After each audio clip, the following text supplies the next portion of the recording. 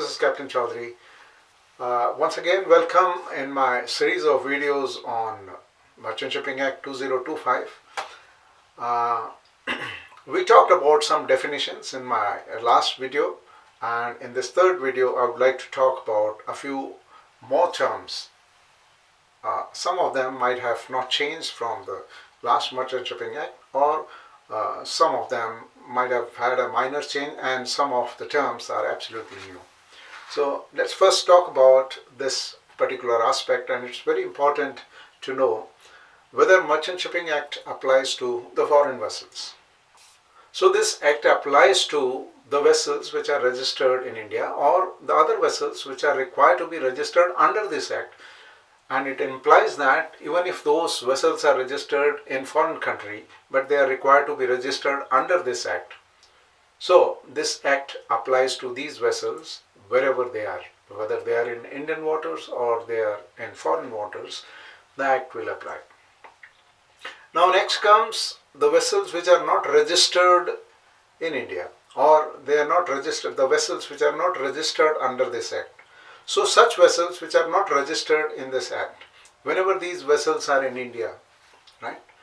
Whenever these vessels are in India or even coastal waters, unless there is a provision which says that they need not apply, that means all the relevant provisions which are there in respect of foreign vessels will apply to these vessels when these vessels are in India or coastal waters. You understand?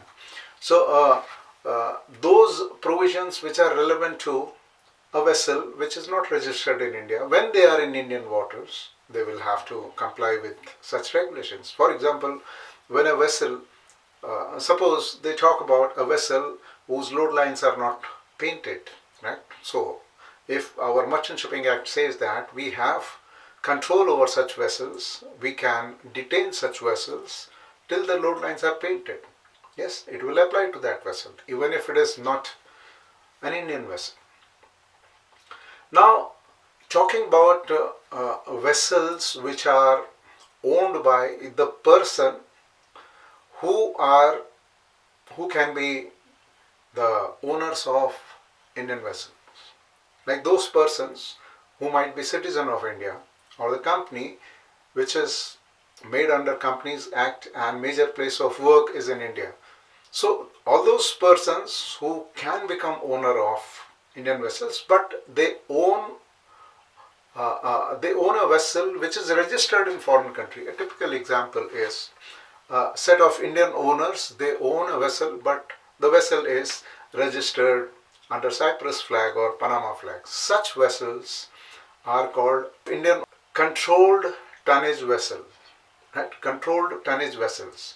So these vessels, when they come in India, or these vessels when they ply in the other parts of the world, the Merchant Shipping Act will not apply, except whenever these vessels they come to Indian water, like any other foreign flag vessel, when they come to Indian water, the relevant provisions will apply to them. So such vessels are called Indian controlled tonnage vessels. Indian controlled tonnage vessels are the ones which are owned by an Indian, but their flag is maybe a flag of convenience. Definition of audit seems to be a very interesting definition. It says that it is a systematic examination.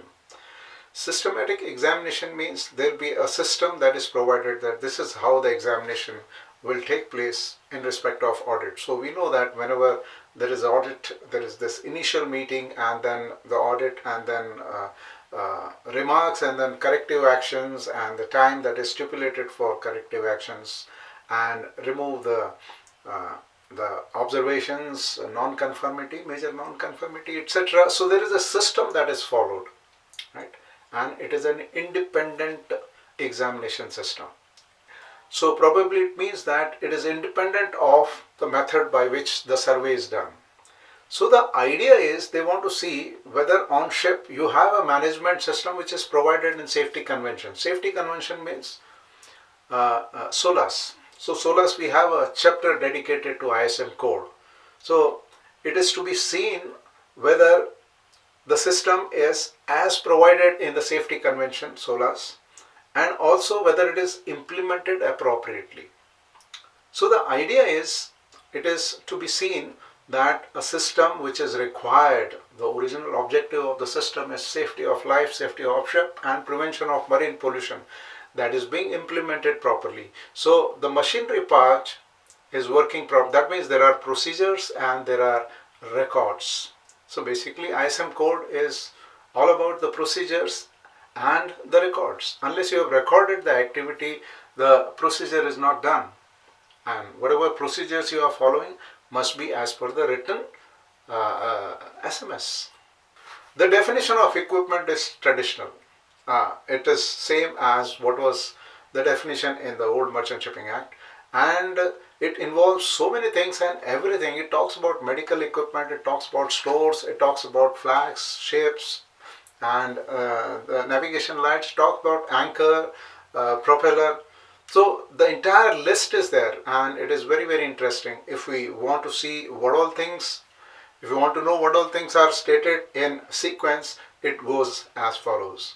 So equipment in relation to a vessel includes boats, tackle, machinery, boiler, cargo handling gear, pumps, and any fitting, anchor, propeller, apparels, furniture, life-saving appliances of every description, spars, mast, rigging and sails, fog signals, light, shape and signals of distress, medicines and medical and surgical stores and appliances, charts, radio installations, appliances for preventing, detecting or extinguishing fires, buckets, compasses, axes, lanterns, loading and discharging gears, and appliances of all kind and all other stores and spares, or articles belonging to or be in use.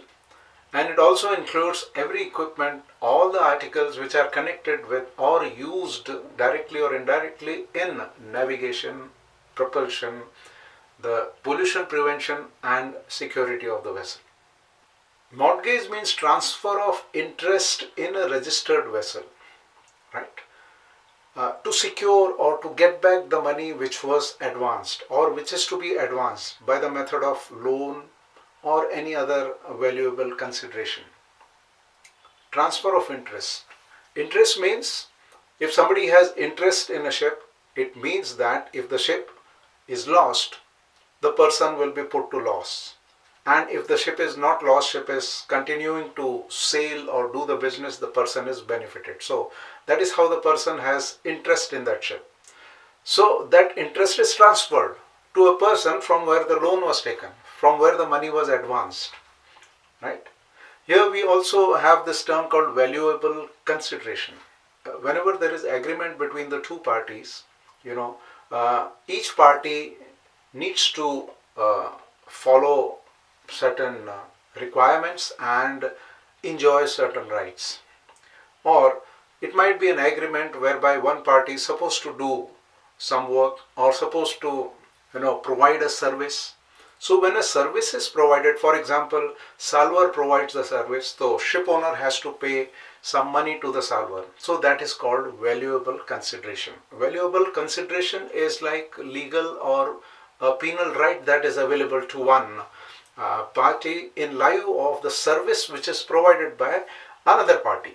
So we can say mortgage is an instrument which creates, it's an instrument of security for the debt which was taken in past or the debt which would be taken in future. Definition of passenger is very interesting and important too. It seems the passenger is every person who's there on board, who's carried on board, except a person who's engaged on the ship in any capacity. He might be the senior most, junior most, or whatever capacity, but he's engaged on the ship, so he's not passenger. Also, the people who are not passengers are the people who have to be by force carried on the ship. For example, if a ship is wrecked and we need to carry some people, or if there is a vessel in distress and some people are picked up, carried in pursuance of obligation laid upon master. In respect of these people, neither the owner nor charterer had any clue. And also, it does not include a child who's less than 1 year of age.